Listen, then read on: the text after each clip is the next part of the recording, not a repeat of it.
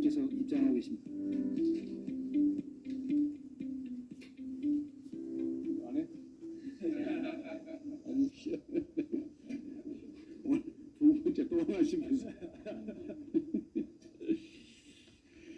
네, 안녕하십니까. 국정상황실장 김정호입니다. 지금부터 대통령님 주재 제6차 수석 보좌관 회의를 시작하겠습니다. 대통령님께서 모두 말씀을 하신 후에 안건 보고와 토론을 진행하겠습니다. 그러면 대통령님의 모두 말씀이 있겠습니다. 네, 어제 밤부터 오늘 새벽까지 한미 관세 협상 때문에 고생하신 우리 공직자 여러분들 모두 고생하셨습니다. 한미 관세 협상이 최종 타결됐습니다. 이번 협상으로 통상 환경의 불확실성이 상당 부분 해소됐다고 평가됩니다. 한미 양국의 경제 협력 그리고 동맹 관계도 한층 더 공고해질 것으로 기대합니다. 큰 산을 넘었지만 국제 통상 질서 재편은 앞으로도 계속 가속화될 것으로 생각됩니다. 국익 중심의 유연한 실용 외교를 통해서 급변하는 대외 환경의 파고를 슬기롭게 넘어가야 될 것입니다. 관계부처는 국민의 우려사항을 면밀하게 점검하고 우리의 핵심 이익을 지켜내기 위한 후속 조치에도 만전을 기해 주시기 바랍니다. 그리고 우리 경제의 약간의 한계라고 할 수 있는 문제들을 극복하기 위해서 내수 비중 확대 그리고 수출 시장 다변화와 같은 필요한 조치들을 장기적 안목을 가지고 준비해 가 주시기를 바랍니다. 우리 대한민국이 걸어온 길은 언제나 도전과 응전의 역사였습니다.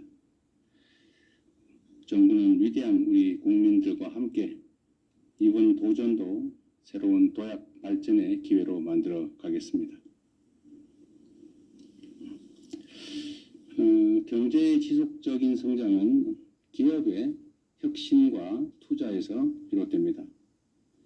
이를 위해서는 범정부 차원의 전폭적인 지원과 정책 정비가 필요합니다. 실용적 시장주의라는 우리 정부의 국정 기조를 중심으로 생산적 분분에 대한 금융 투자 촉진 그리고 재정의 적극적 역할에 만전을 기해 주시기 바랍니다. 이 중에 하나로 규제 혁신에 속도를 내야 될 것입니다. 최근 세계적인 한류 열풍으로 국내 제품에 대한 해외 수요가 급증하고 있습니다. 그런데 여러 장애물 때문에 우리 국민들의 해외 직구는 상당히 늘어나고 있는데 우리 세계인들의 대한민국 산물에 대한 역직구 시장은 성장이 매우 더디다고 합니다. 해외의 역직구 시장이 확대가 되면 사실 우리가 해외에 굳이 나가지 않고도 수출을 확대할 수 있는데 이 부분에 대한 각별한 관심이 필요하지 않을까 생각합니다. 이 해외 역직구 시장 소관 부서가 어디일까요?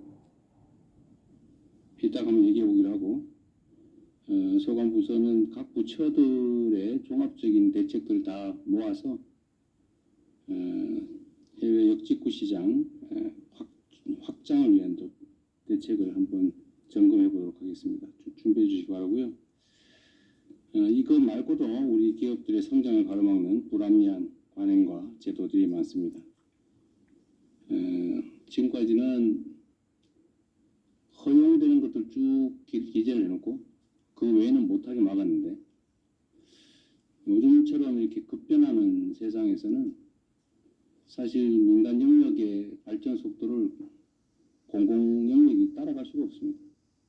사실 공공 영역이 허용되는 것들을 다 점검해서 정하게 되면 민간의 발목을 잡는 꼴이 됩니다.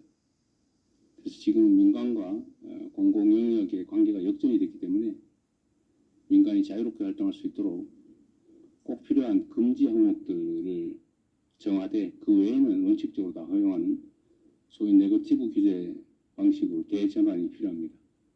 전면적으로 하기는 어려움이 있을지라도 첨단 신산업 분야라든지 이런 부분들에 대해서는 네거티브 규제를 원칙으로 해야 되지 않을까 생각됩니다.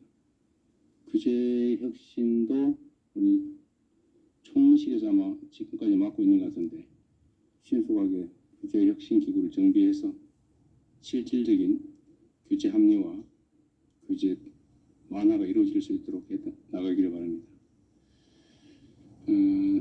국제적인 파고에 맞서서 우리 기업들이 자신감을 가지고 경제 활동에 전념할 수 있도록 금융, 재정, 규제와 같은 정책 전반을 속도감 있게 정비해 나갔으면 좋겠습니다.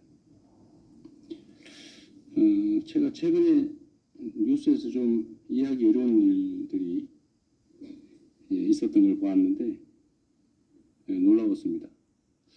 스토킹 피해를 3번이나 신고를 했는데도 필요한 조치를 해주지 않아서 결국 살해당했다고 하는 황당한 일이 있었습니다. 신고하거나 요청하지 않아도 알아서 국민들의 생명을 지켜줘야 될 텐데 3번씩이나 필요한 조치를 해달라고 요청했는데도 제대로 현장을 모르고 그 요청을 거부해서 결국은 사망사고가 살해되는 그런 일이 벌어졌습니다.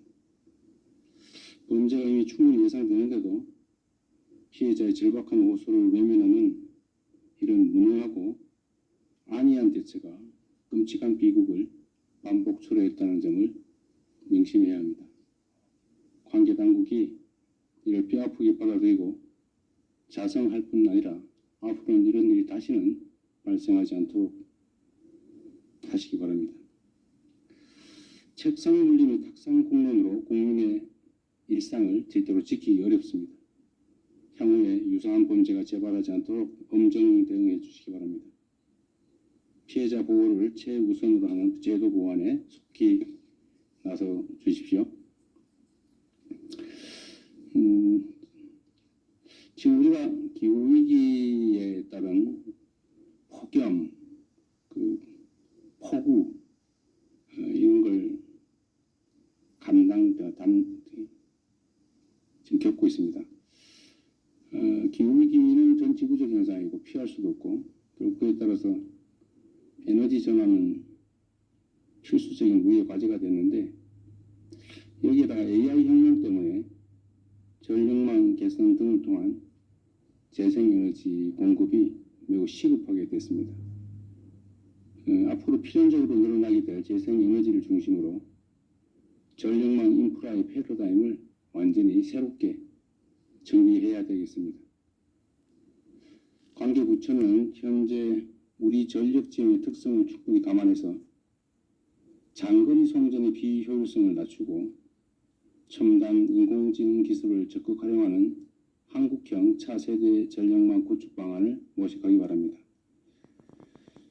재생에너지 관련 사업에 지역 주민들이 적극적으로 참여할 수 있는 기회를 보장하도록 조치해 주시기도 바랍니다.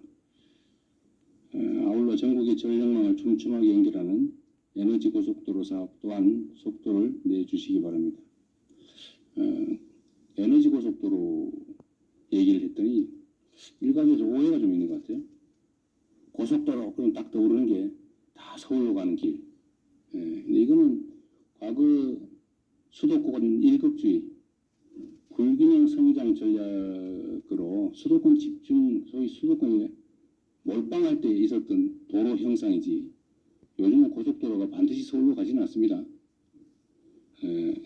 우리가 재생에너지와 관련된 에너지 고속도로라고 하는 것은 진흥형 전력망을 전국에 촘촘하게 깐다. 이런 의미지 서울로 가는 걸 길을 만든다. 그런 뜻은 아닙니다. 근데 이게 매우 광범한 오해들이 있어서 꽤 전문가라고 보여지는 영역에서조차 에너지 고속도로 하니까 서울로 다 집중하자는 거냐 이런 비난 비판이 있어요. 혹이라도 오해가 없기를 바랍니다. 에너지 고속도로란 서울로 가는 뻥 뚫린 길이 아니고 대한민국 전국을 촘촘하게 연결하는 첨단 전력망을 말하는 것입니다. 이상입니다.